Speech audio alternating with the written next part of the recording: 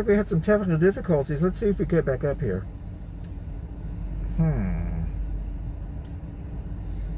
Yeah, the first time we ran 17 minutes and 57 seconds. Oh, looks like I think we fixed it. Let's see if we got it fixed. Are oh, we there back?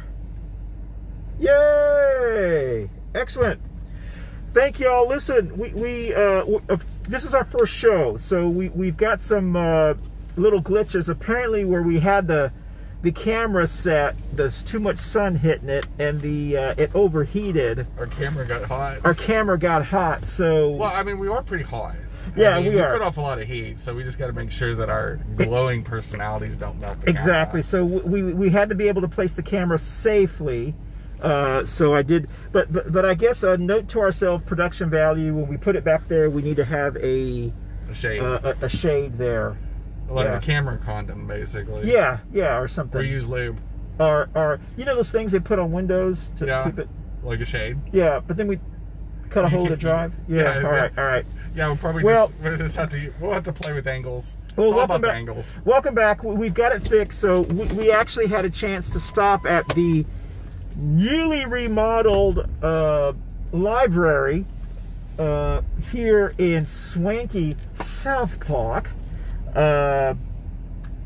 It is a really, really nice. It's one of the early voting sites. That's why I know this place. Nice. What's the name of this place? I don't know. Let's pull around to the front. Yeah, let's pull up. We'll just go around to the front to see if we can see any ratty-ass kids going to read books. Let's see. I think most of the time it's usually older people that when they come in. Well, he's a young person. Yeah, it's fairly young. You know, when I work the polls for early voting, I'm impressed how many people actually go to the Morrison. It's the Morrison Regional Library. It's a safe place too. Yeah, and so they have to wait to go in. I guess that's practicing social distancing. Yep. So, I guess they only allowed so many people inside the library, and it doesn't seem like there's many cars here. No, it's usually it may be because of social distancing. So yeah, well, yeah, it's definitely social distancing, and I'm sure. So we're gonna get back on track. We're gonna get on Colony Road, and we're heading towards Dilworth, which is a very historic neighborhood, isn't it? Yeah, I have to admit, I know a very surface level of Charlotte's history.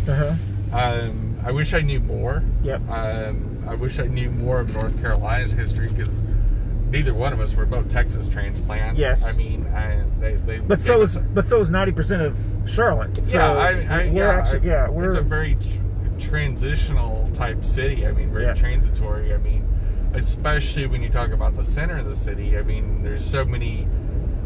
And you know, maybe that's what part of the problem with the consistency of Charlotte is. We just passed the Taj Mateater, so if anyone knows this area, it's called the Taj Mateater. All right. So we're at Sharon Road and Colony Road. That's right. Now. Yes. Just in case anybody's like to track us. These are all those apartments they tore down, and they are building condos, all kinds of stuff here. But this is the area that Dr. B, I think he must live around here, that says that he's seen a lot of construction people not wearing face coverings. I don't know. I'm looking now. The few that I saw, and the few we saw in your neighborhood, they were all masked up. Yeah, that's good. I mean, that's important because, there was a big outbreak about 2 weeks ago with face coverings. And construction, And you would think, I mean, calling me kooky, I mean, obviously, I don't do any construction. You can just look at my hands and realize I haven't done much hard labor in my life. But I would think with dirt and dust and construction stuff, you would want a face covering anyway. Wouldn't you want an aspirating face covering anyway? And they usually are wearing work gloves, so I can't figure out how, unless they're making out on a construction site, how they are, which there's nothing wrong with that. I mean, I think that's part of the village people. I mean, one of them was a construction worker, right? I mean, just saying. Just saying. We can sing a little YMCA if we wanted to. Yeah. But I that's what I don't get. Of all the professions, I could see working in a bakery and not wearing a face covering, which is kind of gross. But I mean, like, construction, I've been on construction sites where everybody had to have masks on anyway because they were throwing up 1,000 pounds of asbestos dust or whatever, you know, and chemicals, and no telling what they're actually using. So I mean that's just hilarious. I mean, not hilarious because you don't want anybody to get COVID. I mean, COVID's scary as shit. I mean, kind of why we're doing this show is to just give people moments of levity, because I think life is all about balance. I mean, it's like getting invited to a church pizza party. I mean, I'm so glad you said that. I mean, so you and I had this conversation before, but I thought it'd be funny for us to talk about it here, because there may be people who are watching us who experienced this before. Well, it's summertime too. So. Yeah, that's right. So I know you grew up. Where did you grow up? Well, I grew up in South Texas, so I grew up in San Antonio, and I also lived in West Texas too. As a teenager. Okay. And that has a lot of Baptist churches. I grew up Lutheran myself. Yeah. My parents both were hardcore Lutherans. My dad's family is German and from Germany, from Eastern Europe. All right. And but in West Texas, especially Lubbock, Texas, or in Texas in general, there's a lot of Baptists, a lot of Southern Baptists. Sure. And they lure you, and those are very social. They trick you. They trick you, but they lure you with bribes. They're tricky dicks. They're smart. They're tricky dicks. Baptists are tricky dickies. Well, I mean, we need to get that out. It needs to be made public. Baptists are tricky dickies. With prizes and pizza and sweet treats. And since they're not Mormon, they can serve Cokes. Exactly. And if you go to a Mormon mixer, there's no caffeine. So what we're talking about is when you, it may be in other areas as well, but growing up in Texas, when your friend who's Baptist, or usually Southern Baptist, there are other people who do it as well, but the high school friends that invite you to the Christmas party or the holiday party or the FCA pizza party we got to clarify what FCA is. So FCA is Fellowship of Christian Athletes. Yes. Which I did do some of that, but there was a totally different reason why I went. Yeah. I went because at the time, and I'm not going to name his name, just in case he's watching someday. We had a very attractive, very young coach. So it was his first teaching gig. And as a young gay boy, because I am a trans female, so at the time I was still living male, he was extraordinarily cute. I mean, not only was he a former college wrestler, I mean, he had a flippin', but he was our organizer for our FCA chapter at the high school that I graduated from. Okay. And we'd have like trampoline night, and then we would have like pizza night, and we'd have all these little deals.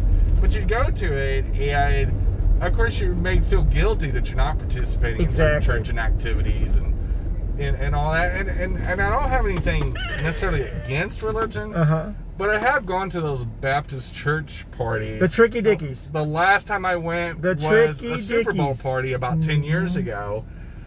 Now, I got over on them. Yep. So, this is what I didn't tell you last night when we were talking, is that I was one of the first, I struck back. Okay. Score one for the queers. All right.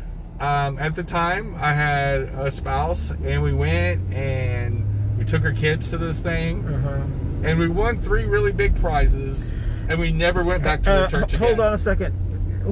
What do you think about these long lines at Chick-fil-A? I think that they're really smart on their marketing. Maybe not their social practices, but they are brilliant. I mean, Chick-fil-A's got a cult-like following. I mean, let's just be frank, all right? You have to be a hungry, fat woman to be able to... Look at the lot. Look at the... It's always hungry, fat, white women who will sit... No, because I've been inside of Chick-fil-A. Okay, but you're not going to sit in line for a half hour just to get in Chick-fil-A in the drive-thru, are you? Well, yeah, if that's your preference. I mean, I wouldn't do it personally because it's fast food and it's greasy, and I don't eat chicken because I don't eat animal products. But to be fair, look at the people in line. I'm just saying, next time you go by Chick-fil-A, no fast food is worth that line. Is what you're saying. That's what I'm kind of saying. Yeah. You got to be really hungry. I mean, let's not stereotype their customers because there's tons of skinny people that do you see hot skinny people in line at Chick-fil-A? Oh yeah. No, actually, the one in Waverly you do. there is some very attractive males that go into there, just so you know. They may be conservative as hell and want to kill me. They're future choir directors, though. Yeah, that's a whole different show and topic. Or camp director too. Let's go hang out in the hot tub naked. Are you sure? Are you sure? You sure do have a pretty mouth. If I hear banjos, even if I hear banjos in a theater setting, the Deliverance, I don't even know how people even pull out a banjo anymore since the movie. For people that aren't old enough to know what Deliverance is. A lot of people aren't. I didn't really know about Deliverance. You're older than me. No, I know, but I'd never really watched that show. You haven't? No, I don't. It's an epic, it's actually epic filmmaking. Well, now I've watched it, It scars you. I mean, it's like you don't look at camping or banjos quite the same way. Yeah. Or Ned Beatty. But anyway, these summertime hurdles that, especially you, it's no big deal. As an adult, I was able to go in there, win 3 really nice prizes. I won some nice prizes. Are we talking about Chick-fil-A? No. Oh. The church, the bribery. Damn, girl, you went from Chick-fil-A? What are we talking about again? No, so we're talking about church parties, specifically Baptist churches, that ply you with giftuses and bribes. Giftuses. And they go, come over here and sample our stuff, and then we're going to convert you. Yeah. And I can just tell you, there's no church that's ever going to convert me, and that's fine. You know, I'm a big fan of it. But apparently it must work like maybe 1 in every 10 because they keep doing it. Well, their business model works. Yeah. You don't see any Baptist churches going out of business. Well, I mean, or churches in general. I mean, typically. Yeah. I mean, I understand the social aspect. It's a great networking tool. Exactly. I mean, but I feel sorry for people that can't drive. Yeah. So like young people, like teenagers, they want to be social, and one of their best friends invites them to this. So question. Were you and maybe just personal? I'm not exactly sure, but were you gay in high school? Flaming. You were. But I was in the closet. So you were a flaming gay in a closet in high school. Yes. In Texas. Wow. Yeah. In West Texas, no less. So, you know, the fact was I had, and luckily my boyfriend went to a different school. Yeah. So when we started together, we went to the same junior high. Yeah. But we ended up going to different high schools because I went into a special program. Okay. For gifted and talented kids. Yeah. And I don't know how I got into that, but I did. Yeah. Okay. I was right at the bottom. Damn, girl, all I asked you is if you were gay in high school. Yes. All right. So I've been gay all my life. How was that? It was nerve-wracking. Okay. I mean because you always, and because I'm feminine, I'm a female. You know, being a trans woman too.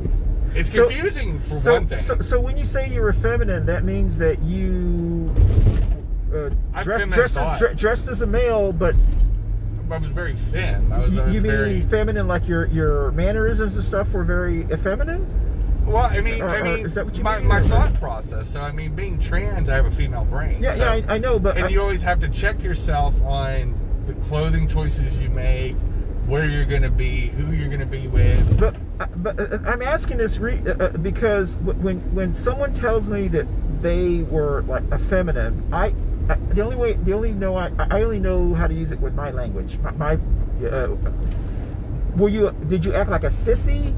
No. That's my point. That's my point. So that's why I think it's important for us to explain to people that you could be feminine, but still have a more. Oh, I had a very masculine outside. Yes, exactly. That's what I'm trying to say. In certain ways. Yeah. So I was very sneaky about it because I knew I was feminine and had feminine thoughts. Okay. When I was 6 years old. Okay. All right. So for me, I would sneak in like color choices. Yeah. In my wardrobe, like I had this really cool button-down pink and white striped shirt.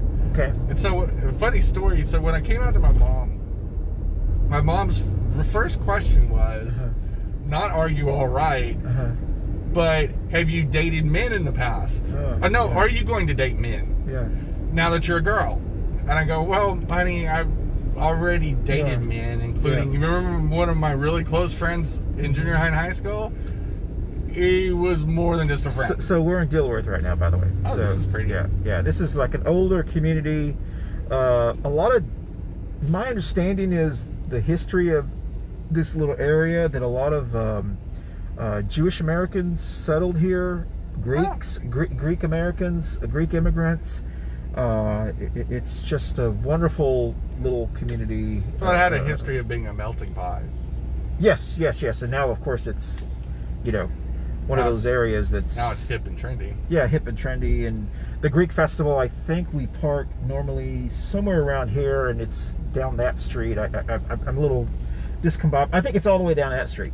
Yeah, because the Greek Festival, we pack there, and it's a wonderful... Have you ever been to the Greek Festival? I have not, actually. I think it's, is it September or sometime around... Oh, wonderful food. Just incredible food. I'm sorry. So the reason I'm...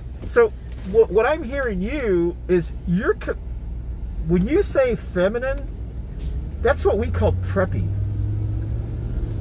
I don't know. See, no, to me, preppy was a dressing style from the fact that you wore certain clothes. Now, I would consider myself, I guess in high school, the term probably would have been preppy because I wore a lot of polos, I wore a lot of collared shirts.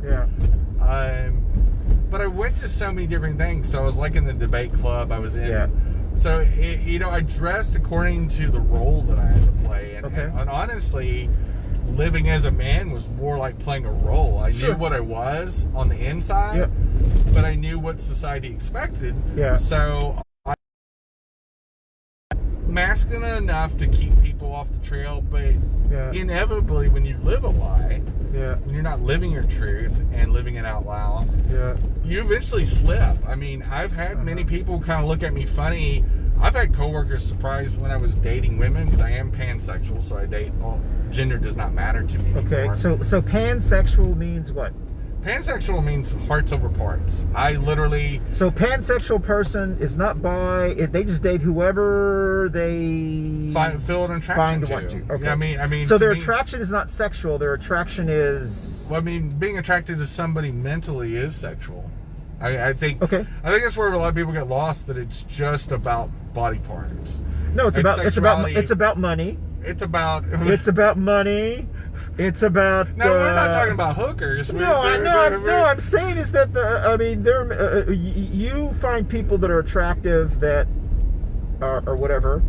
There are many people who find people that are attractive that can provide for them, and which is why half the white women in Charlotte marry well. Well, I think it's also the circles you run into. So I mean, I think if you, we all. Oh, look. We all face coverings. Yeah, they got the face coverings. They got the face coverings, but they're lower down. That's right. That actually doesn't do any good. Which I don't understand that, because they're stirring up dust. So where we pass, because the people watching can't see no face coverings. So they're stirring up all this dust, but they don't have their face coverings to protect their own lungs. So even don't worry about COVID nearly as much. Why would you be stirring up God knows what underneath the ground? Mold and spores and all kinds of crapola, and not have that up over your face.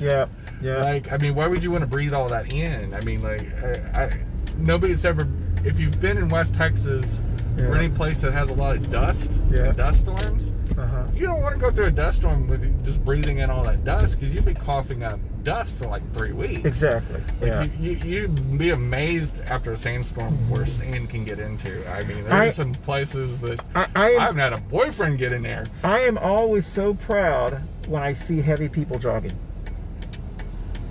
Really, I mean, I think I'm going to call you out on this. Why? I think you're a little fat phobic. No, I'm not fat phobic. No, really. This is like third or fourth reference about heavy people or curvy people. I'm just saying. Well, I'll tell you. I believe that people are the weight they are because of the choices they make.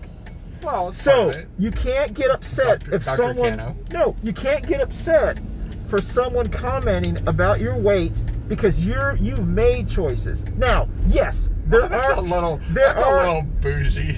I'm just saying. No, but there are medical conditions that like like the thyroid. Before we go down this subject, all right, which I find a little disconcerting. Sure. But I think commenting on somebody's weight status, whether they're underweight or overweight, is problematic for me. Sure.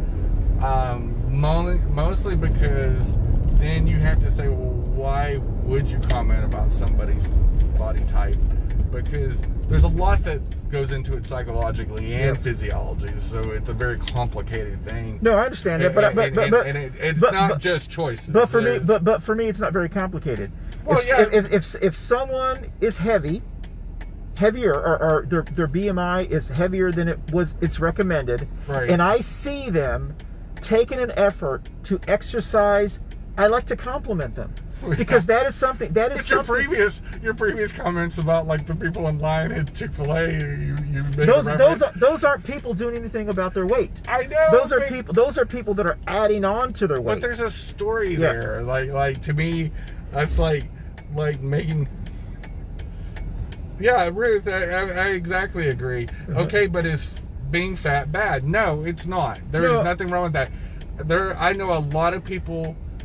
And I'm gonna advocate, one, because I lost a brother to morbid obesity. Sure. So I'm a little sensitive about this. I understand. But I also think some people are comfortable being curvy. Yeah. And I think curvy is beautiful. Mm-hmm. My ex-wife is curvy as hell. Mm-hmm. I loved her for her curves.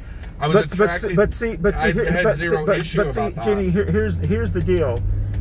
You are under the impression that because I like to compliment people who are doing something about their weight. Well, your first comments were complimentary. Well, because they're not doing anything about their weight.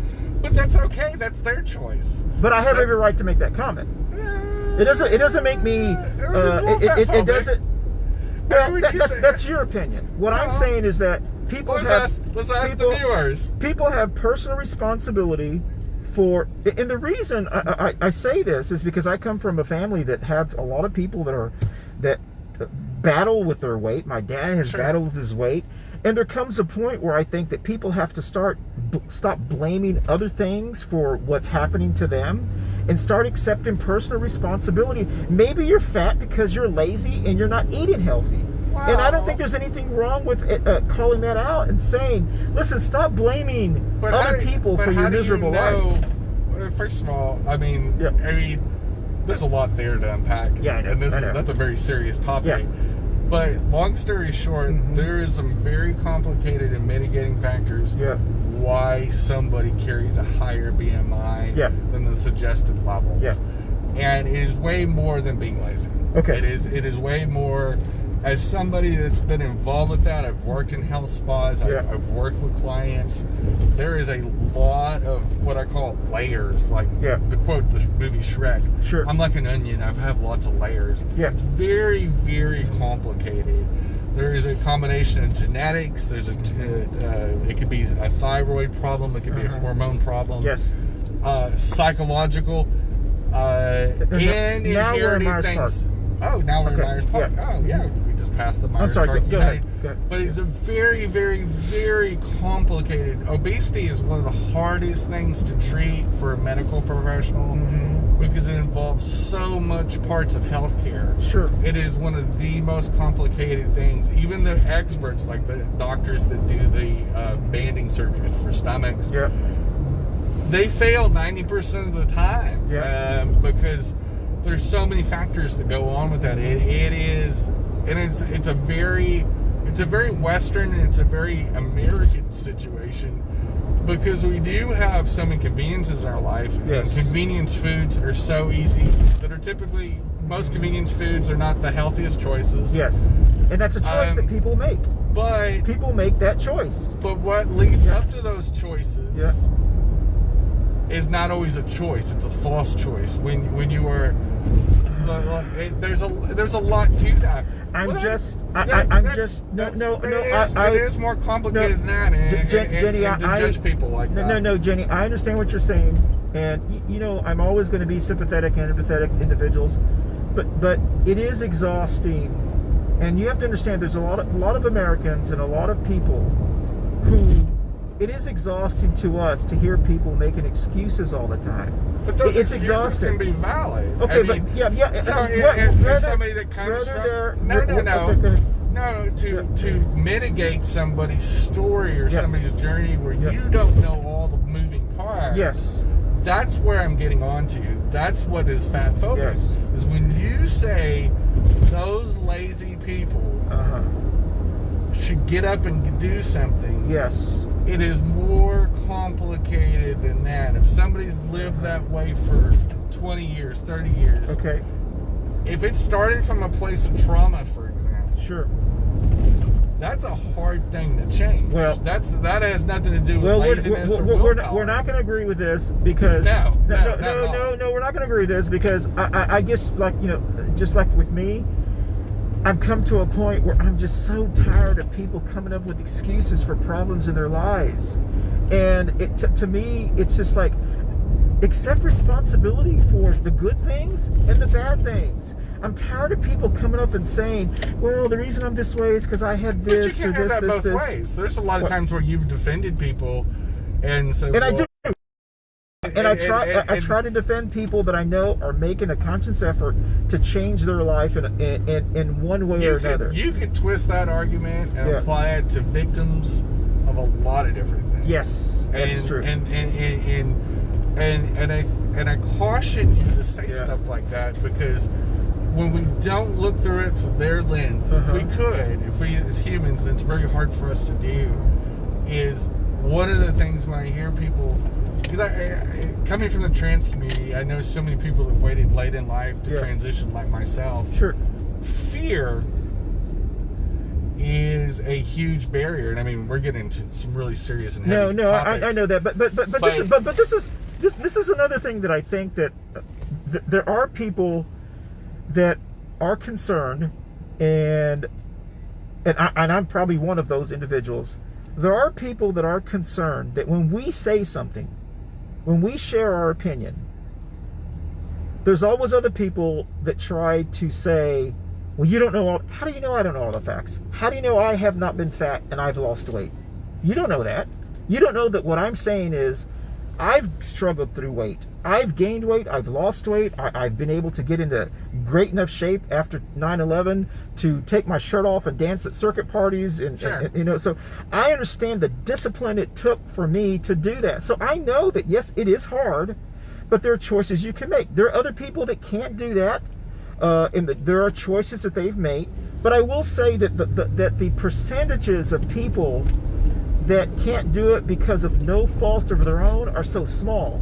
The majority of people who are in the situation they are is because of decisions they have made, and they need to owe up to those decisions. But that's not true. Okay, that's blanketly not. Medical science has already disproven that. Okay. There's a lot of people that say that you being gay and me being trans is a choice. Right? I don't believe that. Yeah. And so, but there is a lot of people that say that. Okay. And say that you're just making a choice. You lack the discipline to be straight. That you can't control your impulses to be with a man. And that it's wrong. There is a lot of people that say that about our own community. So what you're saying, so what I'm hearing you say is, and I understand what you're saying, I think a little bit. What you're saying is that you can't say that everyone. Right. You can't say that everyone is in the position they're in because of the choices they've made. They're in the position they are because of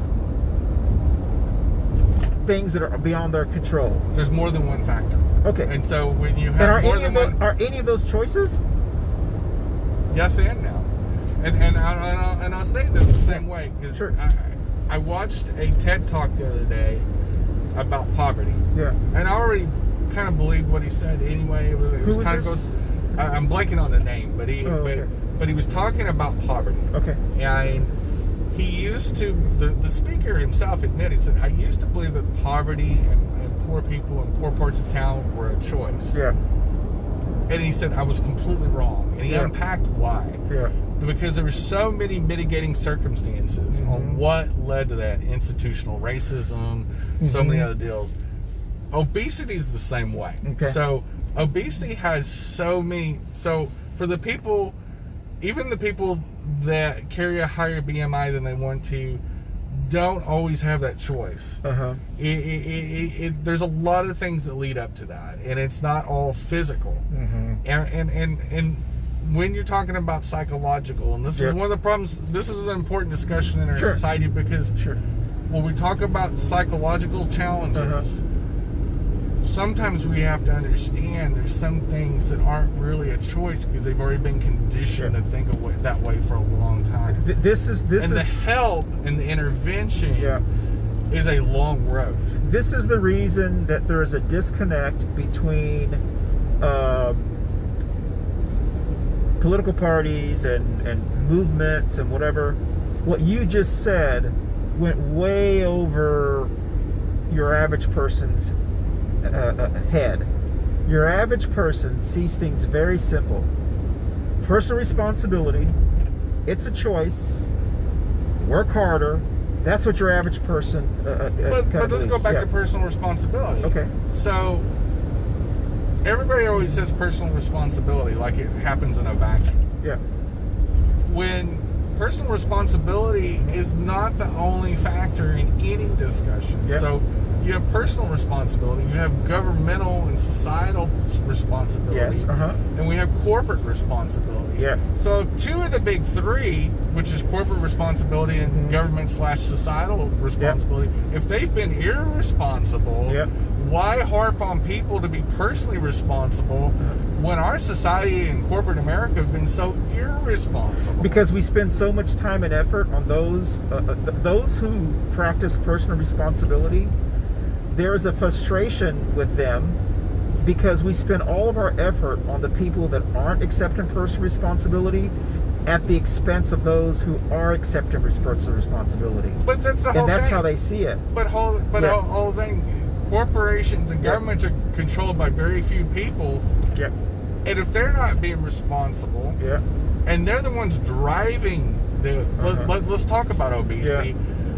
If corporations are purposely pushing unhealthy foods into the marketplace, then whose fault is it? It's the consumer for buying it. No, but also you the don't corporation. Have to buy it. You don't have to buy it. That's your primary choice. It's not your primary choice. See, I disagree. You don't have to buy that bag of chips. No, you don't have to. But if you are suggestive selling it and it is the dominant message in your market, then corporate responsibility went out the window.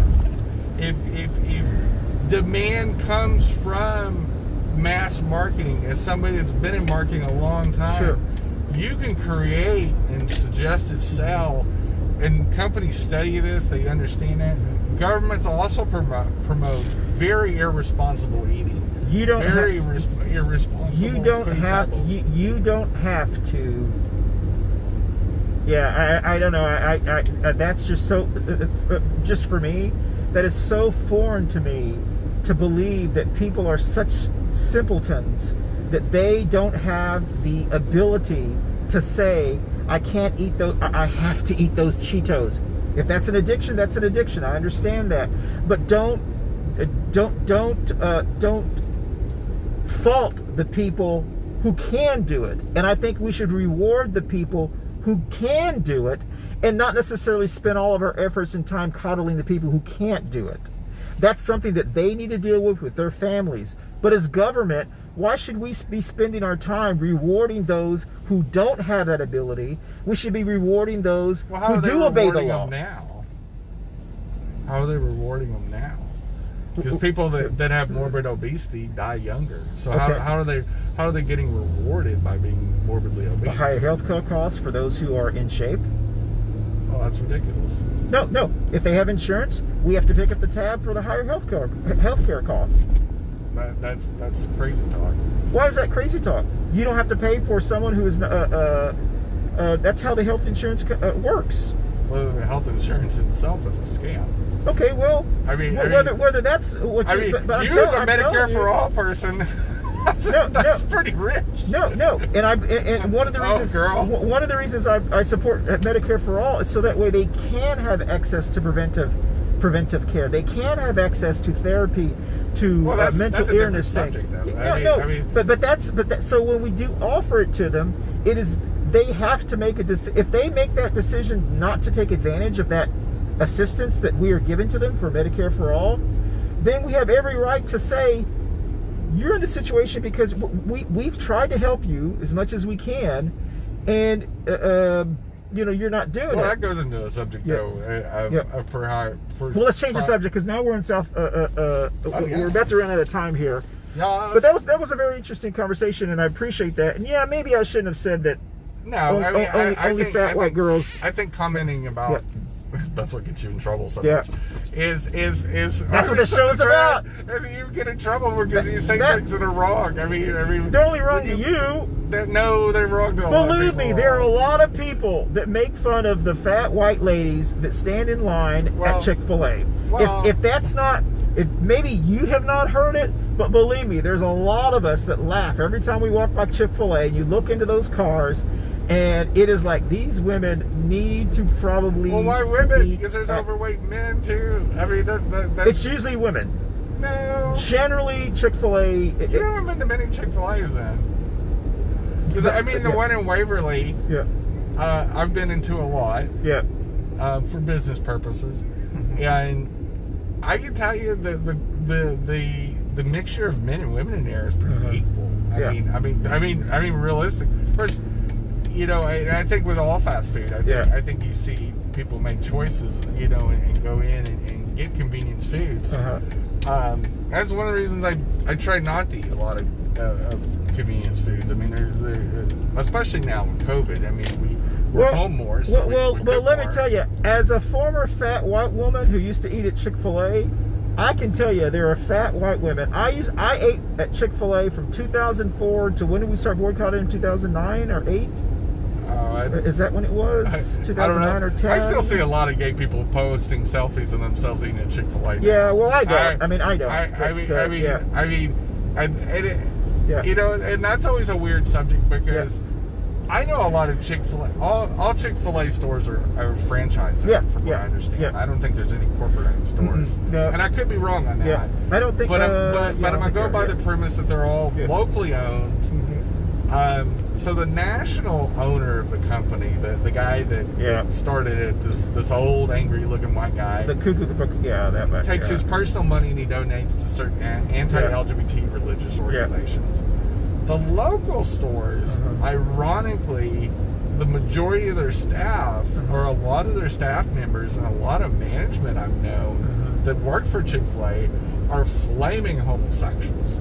And this is the best part because the Waverly store. So I do part-time work as a courier. So what's a flaming homosexual? You and me. I mean, we're flaming. Like you can't not meet us. So what makes we're not straight passing? So what makes it flaming? Flaming. Between our mannerisms, the fact that we talk about being gay and queer a lot. I mean, we both talk about it a lot. We don't shy from that. We don't try to pass. See, I don't consider us to be flaming homosexuals. Okay. I think we're gay. You're super in denial. No. I don't think. I don't think. You I don't are a drama queen. No, when I'm out in public, I'm not.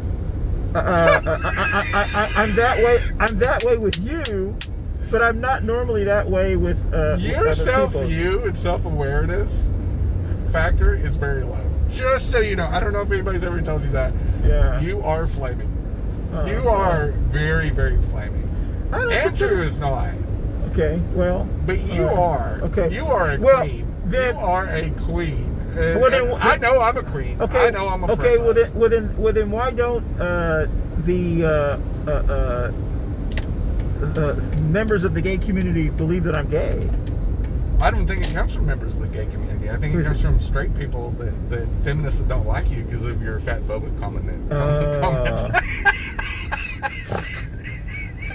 I think it's because you're an asshole towards women sometimes. I'm not an asshole towards women. Yes, you are. Yes, you are. You are in denial of your flaws. and I love you, Christian, and this is why I do the shows with you, but your self-awareness of what you say. Now, I know you say a lot of it to get effect and get ratings. Yes. I do know, as personal friends off camera, you've never been nothing but nice to me. Most of the time. But your public comments are cringeworthy. And not just about women, but like your friend McCready, for example. Some of your stuff goes too far. Some of your stuff about his personal appearance, to me, commenting on somebody's personal appearance is off limits. I don't. Now you can still do it because I know you're going to do it. Like, I know. I know you're the kid that's going to listen to me, and then you're going to run out and you're going to actually go shoot somebody in the eye with your BB gun. You know, but because you are a rebel, and that's what I love about you. But I think commenting about Megan Lyle's hair. Have you seen her hair? Well, I mean, we're in a quarantine. Nobody's going to be beauty shop ready. I mean, you don't have to be beauty shop ready. You just have to comb your hair. Her hair is fine. Her hair is fine. It is her. You know, you're throwing her shade on her appearance. I don't like it. I just don't like it. I think it was because I was growing up defending my overweight brother. Sure. And kids calling him fat. Sure. And me getting in fist fights. Over that. And so it is a trigger for me. Sure. When you comment about somebody's physical appearance. Sure. That it bothers me, and so that's the lens that I come from. That is not your fault. No, it's not my fault, and I'm not. But it is impolite. Well, and I apologize for that, but I think that's what's important for people to understand, that the issues that you have are your issues. Correct. They're not my issues. They're your issues. But there is boundaries and respectfulness. Yes, and I've never commented on you. No, because I'd kick your ass. Yeah, of course I would. No, that's true. No, well, we can't touch. But I agree with that. But Lyle's ain't gonna kick my ass. Dan McCready's not gonna kick my ass. I mean, he may try to lick my ass, but he's not going to kick my ass. No, that's Dan Bishop. We know Dan Bishop's a closet homosexual. There's a high probability. People that rail against the LGBT community, like those people, 99% of the time, and I'll extend this to racists too. People that are extremely racist, usually are the ones that will download the porn of that race. They're extremely closetedly attracted to that race. And because they are so freaked out about it, and they're so freaked out and messed up in the head. I mean, you gotta be messed up to be a bigot idiot. I mean, to hate somebody for what they are. I agree with that. Is really creepy. So you also have to realize, would somebody protest too much? Woo, that means they also have some unresolved issues about their own. So what you're saying is, you think because I make comments about crazy white women a lot, that maybe I'm just a white woman myself? You are a white woman. You're an old white woman. I mean, the way you drive, the way you gossip, the way you spill tea. You are an old. I think that's why you like going to NOW meetings, is because it's an organization known for being a lot of old white women. I feel very comfortable there. It's like, that's what it's like. You are an old white. These are my peepies. You want to be an old white woman with the big Jesus hair and teased up to the ceiling. That's true. Yeah. I mean, you literally. I think it's white woman, old white woman envy. I think you would love to be an old white woman. I mean, even your decorating choices. You and Andrew's house has a very like doilies and napkins and all that. Has a very old white woman aesthetic. I mean, your home is beautiful. Your home is beautiful. All right. We're about to end the show, so I need to order lunch. What do you want? I will do. Oh, speaking of good choices, I'm gonna do. Well, I don't eat burgers, and they don't have a vegan burger here. I will do 2 large fries and a large Diet Coke. Hi, can you hear me? Sorry? Yes, can I get 2 large fries? Is that French fries? Yes. A large Diet Coke, a McChicken, and a 4-piece chicken McNugget.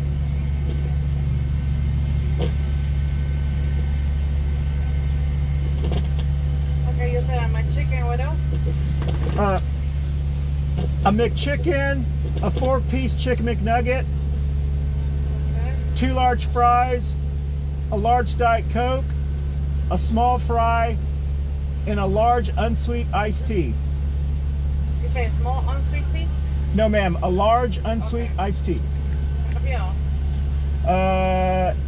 I'm trying to see on the screen. I got 4 nuggets, small fries, 1 Diet Coke, 1 unsweet tea, 1 chicken, and 2 large french fries. That looks perfect. I don't need any sauce though. Okay, $11.97. Yes, ma'am.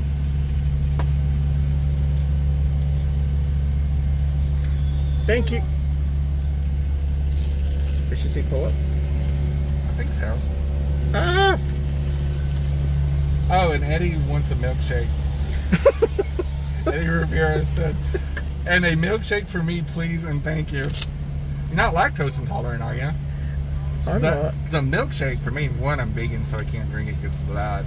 But also, two, milkshake, I'm lactose intolerant. I would have the bubble guts for days. We didn't have time to talk about your eating. My veganism? Your veganism. And which is so interesting because you're making choices to eat healthy. Correct. Right? It's not just healthy, but also ethical choices as well. So we do know that people can make choices on what they eat. But I've been an athlete all of my life. So Gurl, it's a yes or no question. No, it's not a yes or no question. So can people make choices on what they eat? In fact, that's a very good point. Yeah. So I've been conditioned. I made a good point. No, a good point by actually making my point, because here's the thing: I was conditioned early on in my life to be a star athlete. Okay. My dad had the expectation of me being a star football player. Yeah.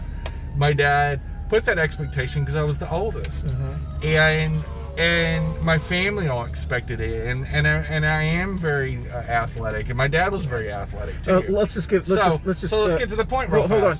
I just ordered food at a fast food restaurant, and I didn't. It was cashless, so I do wipe my hands, and then I still have my face mask, face coverings for them. So just thought I'd share that with you. Go ahead. I'm sorry. But for me, I've had decades of conditioning of doing that.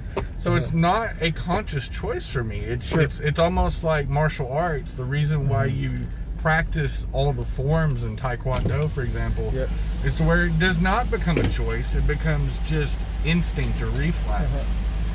Which is this, ma'am? Is this Diet Coke? This is the Coke. Okay, this is tea. Okay. That one is Coke. Okay, thank you. Big old sack of greasy rice. Right. Speaking of good choices, yep, we made a very bad choice. Better than Chick-fil-A. Well, yeah, I don't want to really. Even though I do miss their waffle fries. The waffle fries are friggin' good. I'm not gonna lie. So wonderful. They're waffle. I mean, McDonald's by far has the best fries ever. Yeah. They are crack cocaine. I think they do sprinkle something addictive. No, McDonald's don't fucking see me. That's right. I am addicted to them. I will continue, no matter how healthy I eat, I will dabble in McDonald's fries no matter what. So since you told me what you don't like, and you don't like heavy shaming, or what was the term you used? Fatphobic comments. You don't like fatphobic. I don't like making comments about people's appearances. Okay, so let's make an agreement. Okay. Uh-oh, here it goes. I will no. Do I need lube for this? No. I will no longer make fatphobic comments if you will no longer cuss. Oh shit. That's gonna be tough. You mean cuss on air? Yes. Does it make you cringe? Yes. You don't like the word? I don't like curse words. Really? Yes. I did not know that about you. Yes. That just confirmed that you really are. You're my fucking mom. You're my fucking mom. My mom does not like curse words. I just think that there are other ways that we can express, say fudge, say freak, say darn. You know that those words have an effect. I don't know why. They do. Yeah, they are just very impactful. I mean, and in my I don't like the F word, the F. F-U-C-K.